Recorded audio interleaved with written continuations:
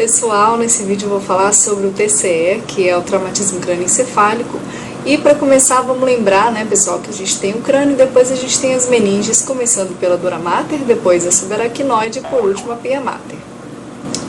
A hemorragia ou hematoma que vai acontecer aí pode ser desencadeada por um TCE, né? Então esse hematoma que vai estar localizado entre o crânio e o folheto externo da dura mater, a gente chama de hematoma extradural ou epidural. Aquele hematoma também, que pode ser também desencadeado por um TCE, que vai estar localizado, tem uma localização mais interna, né? Ou seja, ele vai estar entre o folheto interno da dura mater e a aracnoide, a gente chama de hematoma subdural. Ele vai acontecer devido à ruptura das veias ponte, tá? O hematoma epidural, ele acontece devido à ruptura da artéria meningea média, tá? O subdural não, o subdural ele acontece devido à ruptura das veias ponte e ele é mais comum do que o hematoma extradural ou epidural. Para todo paciente vítima de TCE, né, traumatismo crânioencefálico, é importantíssimo que nós façamos a avaliação neurológica desses indivíduos, lembrar da escala de coma de Glasgow, que ela é muito importante, inclusive ela ajuda a gente a classificar qual que é a gravidade desse TCE, né? Então, dependendo da pontuação que esse indivíduo fizer na escala de coma de Glasgow, a gente vai classificar o TCE em leve, moderado ou grave. Então, vamos tentar relembrar aí a escala de coma de Glasgow. Eu, particularmente, tenho uma certa dificuldade, eu preciso estar sempre revisando a escala de coma de Glasgow, eu vivo confundindo, né? Acho que muita gente também. Então, eu gosto sempre de começar com a avaliação da resposta ocular desse paciente. Então, quando essa resposta dele for espontânea, ele vai ganhar pontuação 4. Quando ele responder a voz, né, estímulo de voz que você chamar, ele abre o olho. Nessas situações ele vai ganhar pontuação 3, né, cai um pontinho. Se ele abre os olhos ao estímulo de dor, cai mais um pontinho, né, pontinho 2. Se ele não apresentar nenhuma resposta, pontinho 1. Em seguida, a gente faz a avaliação verbal. Então, se esse paciente estiver bem orientado, conversando normalmente, ele vai ganhar 5 pontinhos. Se ele já estiver mais confuso, né, no momento que ele estiver ali conversando com você, ele vai ganhar 4 pontinhos. Nas situações em que ele começa já a falar palavras incompreensíveis, vai cair mais um pontinho, então ele vai ganhar 3 pontos. Quando ele começar a falar palavras inapropriadas, ele vai cair mais um pontinho, então vai ficar com 2 pontinhos. Quando ele não responder, não apresentar nenhum tipo de resposta verbal, 1 pontinho. Tá? E em seguida a gente vai para a avaliação da resposta motora. Então começa sempre com 6 pontinhos. Se ele tiver normal, né, apresentando uma resposta adequada, ele obedece a comandos, a pontuação dele é 6.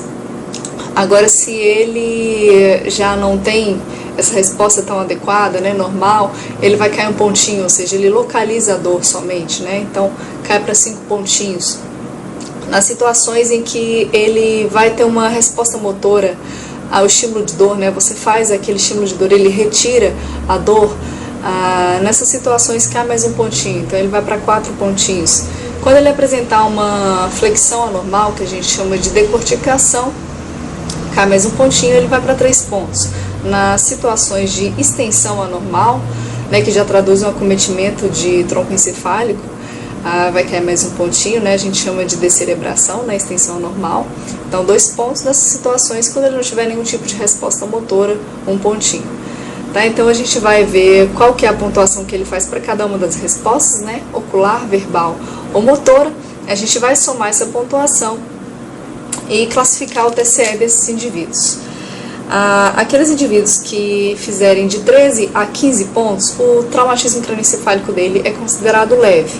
Aqueles que fizerem de 9 a 12 pontos, tem um traumatismo crânioencefálico considerado moderado. E menor ou igual a 8, traumatismo crânioencefálico grave, aqui, como muitos já sabem, já é indicação de intubar. Tá bom? A situação que a gente tem que lembrar aí, né, pessoal, em casos de hematoma epidural, é a herniação do úncus que vai acontecer, né, porque vai haver ali então uma herniação do úncus sobre a tenda do cerebelo, que vai gerar uma compressão ali sobre o mesencéfalo e gerar a compressão do terceiro par de nervo craniano, né? Então, por isso, esses indivíduos eles vão cursar aí com uma midríase ipsilateral ao hematoma e podem apresentar também um déficit motor contralateral, tá, ao hematoma.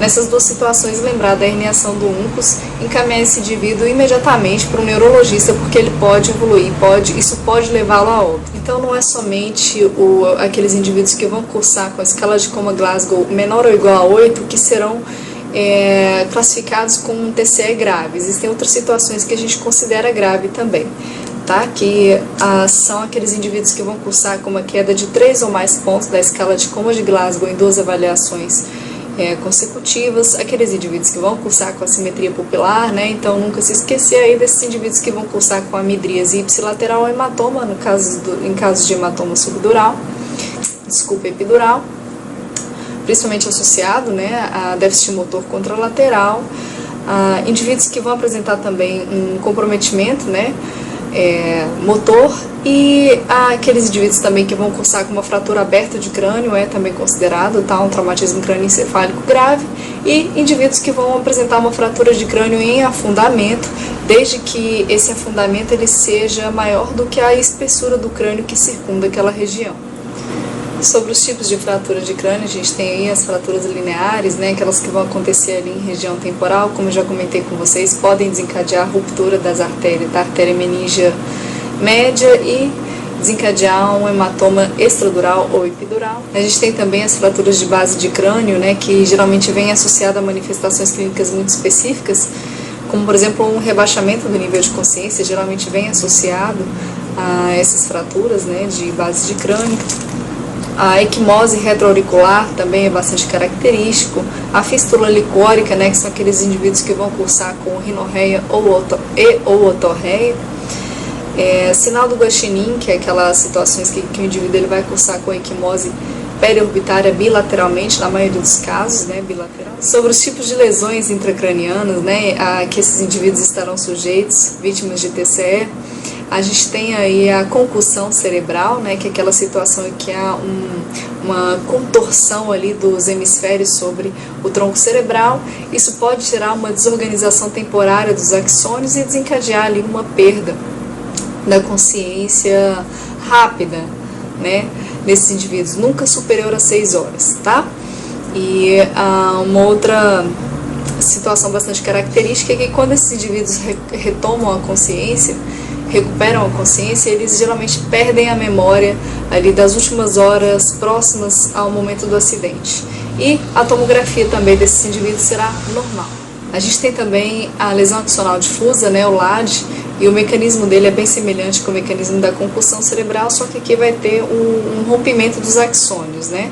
Lá na concussão não, na concussão vai haver somente uma desorganização dos axônios. Aqui no LAD, então, né, esse rompimento dos axônios, e o coma desse indivíduo será sempre superior a 6 horas. E a partir daí a gente vai poder classificá-lo, né, em relação à duração do coma, a gente vai poder classificá-lo como sendo LAD leve, moderado ou grave. Se o coma desse paciente durar aí entre 6 a 24 horas, a gente considera LAD leve. Tá? Se ele apresentar um coma superior a 24 horas, porém sem sinais de acometimento do tronco encefálico, a gente fala que é um LAD moderado. Agora, nas situações em que ele apresentar um coma superior a 24 horas com sinais de comprometimento do tronco, né, que seria uma descerebração, comprometimento do terceiro par de nervo craniano, aí já é um TCE grave. Os indivíduos aqui, pessoal, que não evoluírem para óbito, geralmente vão ficar em estado vegetativo, ok? E lembrar aqui que na lesão axonal difusa, a PIC, né, que é a pressão intracraniana, estará normal. Então, na lesão axonal difusa, ATC, a gente vai conseguir observar, a gente pode observar, tá, pessoal, a presença de alguns pontinhos hemorrágicos ali na região, principalmente na região de corpo caloso. Esses pontos hemorrágicos podem ser observados também na ressonância magnética por difusão, né? A gente vai conseguir observar ali também um hipersinal, principalmente na região de corpo caloso. Falando agora sobre o hematoma subdural, né, pessoal, como eu já comentei com vocês, ele é mais frequente do que o epidural, e ele geralmente é mais grave também, tá? Vai acontecer devido ao comprometimento das veias ponte. E assim, pessoal, ele é mais comum em indivíduos que têm um aumento maior do espaço subdural, que são os idosos e indivíduos alcoólatras. Ele é muito frequente também em indivíduos usuários de anticoagulante oral, né? Por exemplo, indivíduos usuários aí do Marevan, são mais acometidos por esse tipo de hematoma subdural. E ele é a causa mais comum de efeito massa, né, que é aquele efeito de desvio da linha média. Sobre o quadro clínico, né, nesses indivíduos com hematoma subdural, pode acontecer também o intervalo lúcido, que ele é mais comum no epidural, tá? Mas cerca de 1/3 dos indivíduos vítimas do hematoma subdural podem cursar com aumento do intervalo lúcido, que é aquela situação em que o indivíduo ele vai ter uma perda muito rápida da consciência após o trauma, ou muitas vezes ele nem vai perder a consciência, tá? E vai se manter ali em Glasgow 15, e com o passar do tempo, né, devido ao sangramento que vai aumentando esse hematoma, então, com o passar do tempo, ele pode apresentar uma degeneração neurológica. Então, como eu já comentei, ele é mais comum no epidural, mas 1/3 dos indivíduos com hematoma subdural podem cursar com esse intervalo lúcido, ok? Esses indivíduos podem apresentar também uma cefaleia, tá, unilateral, midríase unilateral. Em casos mais graves, esses indivíduos vão cursar com aumento da PIC, né, da pressão intracraniana, com coma, com uma hemiparesia contralateral, e nesses casos o tratamento geralmente é cirúrgico, né, tem indicação cirúrgica. A tomografia de crânio nos indivíduos com hematoma subdural, ele tem uma imagem bem característica, que é uma convexidade ali, né, uma imagem hipertensa que vai acompanhar a convexidade cerebral. Vou colocar aí para vocês darem uma olhada. E o hematoma subdural ele vai ter indicação cirúrgica nas seguintes situações, que eu vou comentar aqui com vocês, tá? Quando o hematoma ele for superior a 10 milímetros, quando o desvio da linha média for maior ou igual a 5 milímetros, quando o Glasgow do indivíduo for menor ou igual a 8, ou quando ele apresentar uma queda de 2 ou mais pontos em 2 avaliações consecutivas, e nas situações em que eles vão cursar com uma assimetria pupilar. Fazendo aqui mais uma revisão mesmo em relação ao hematoma epidural, né, ou extradural, é aquilo que eu já falei para vocês, tá? Ele é menos comum do que o subagudo. Geralmente, para que se ocorra um hematoma epidural ou extradural, o trauma ele tem que ser ali na região do osso temporal, que é onde passa a artéria meníngea média, que é a responsável, a sua ruptura é a responsável pela ocorrência do hematoma epidural. Aqui é bastante comum o intervalo lúcido, né? Ou seja, o paciente vai apresentar uma degeneração neurológica horas depois do trauma. A princípio ele fica bem, depois de um tempo que ele apresenta essa degeneração. E lembrar da herniação do uncus, né, pessoal, naqueles indivíduos que vão apresentar a midríase ipsilateral e um comprometimento da motor do lado contralateral ao hematoma. Sobre o diagnóstico, a gente pode fazer, tem 2 exames, né, que vão auxiliar a gente no diagnóstico. O primeiro é o raio-x, que vai mostrar a presença de uma fratura linear ali em região do osso temporal. E na TC de crânio a gente vai conseguir observar uma imagem biconvexa, né, que a gente chama de lenticular, ali na convexidade do lobo temporal, né? Lembrar sempre que essas fraturas elas acontecem no lobo temporal, então ali naquela região a gente vai conseguir observar uma imagem biconvexa, é também bastante característico, ok? Sobre o tratamento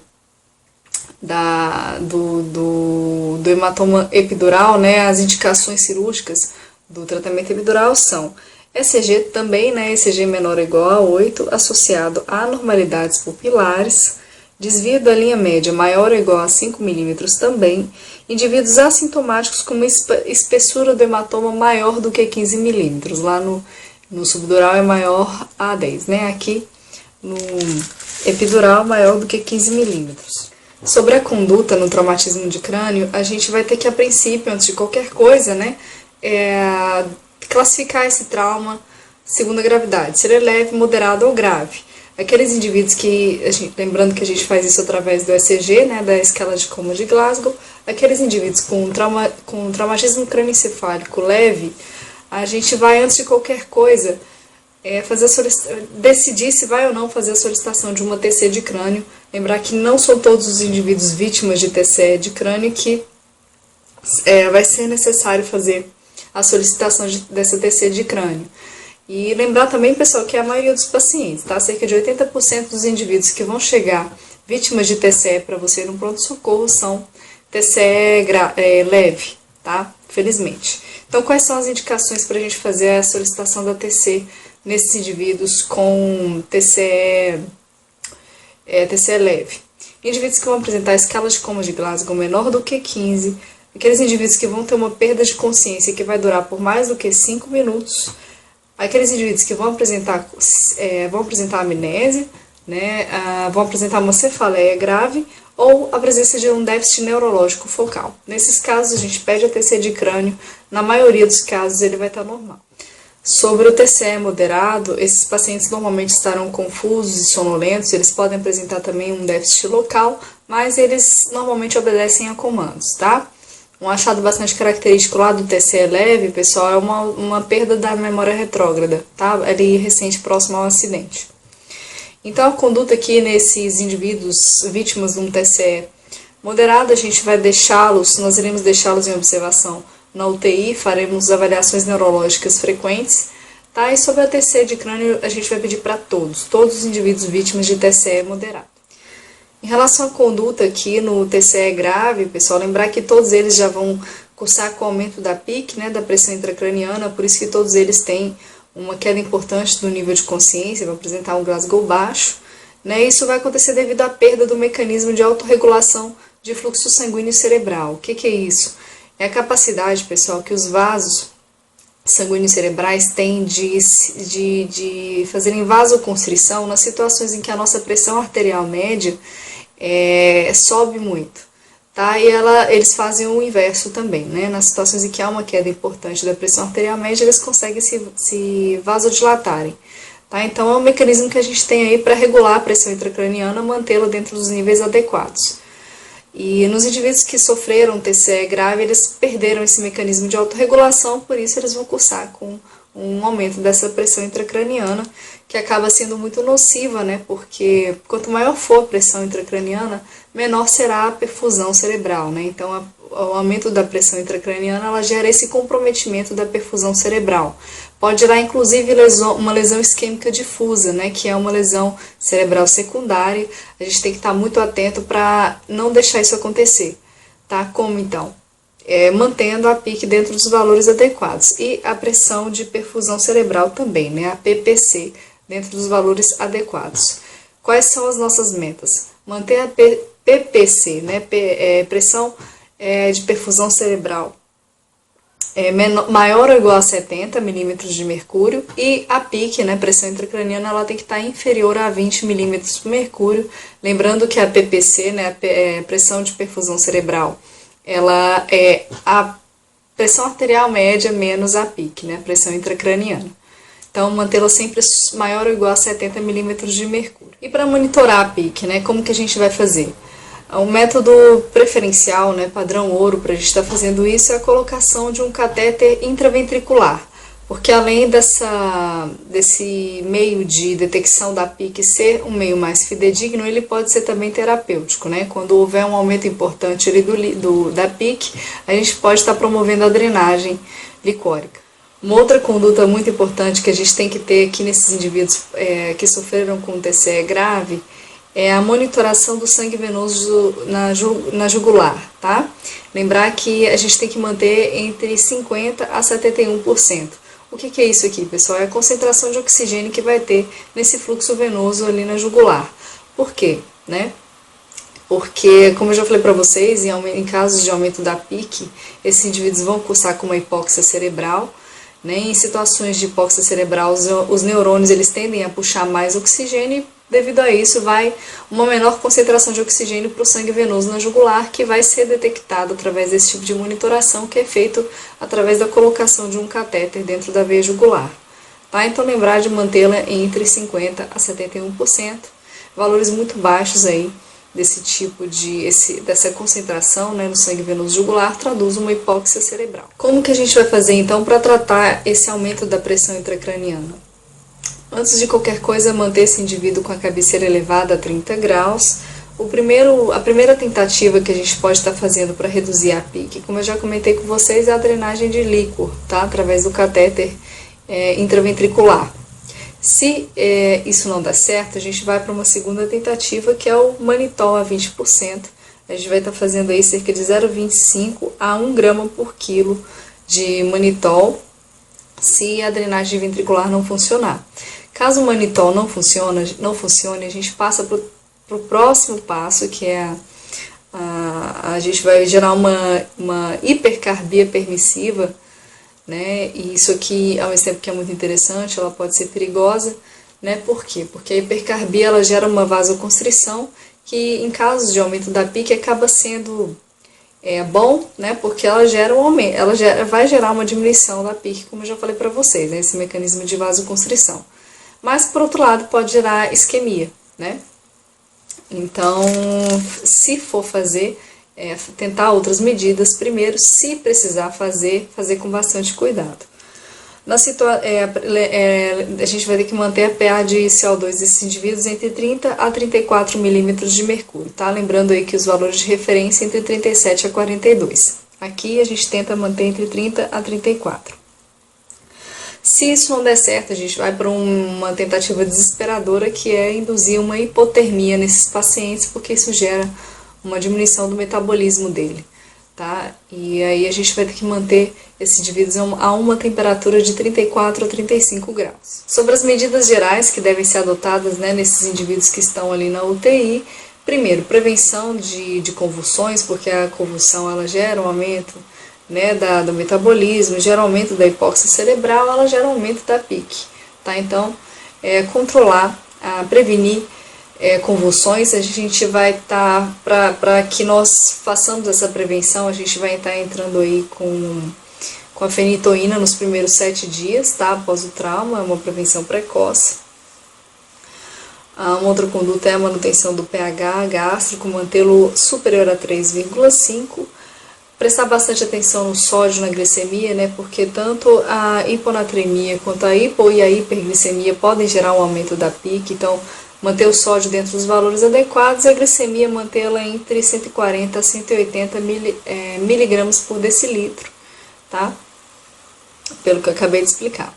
Em relação à profilaxia para TEP nesses indivíduos vítimas de TCE, a profilaxia deve ser mecânica, tá, pessoal? Através da compressão pneumática intermitente, porque a utilização de heparina profilática nesses indivíduos aumenta o risco dele evoluir com sangramento intracraniano, tá? Nas primeiras 24 a 48 horas. Então, profilaxia para TEP mecânica nesses casos aqui. Tá? Em relação à dieta, a gente vai entrar com suporte nutricional precoce para esses indivíduos. Ele tem que voltar a se alimentar, né, adquirir o seu nível calórico habitual no 7º dia após o trauma. É isso que eu tenho para falar sobre TCE, pessoal. A minha referência foi o Medicurso. Eu espero ter ajudado vocês. Muito obrigada.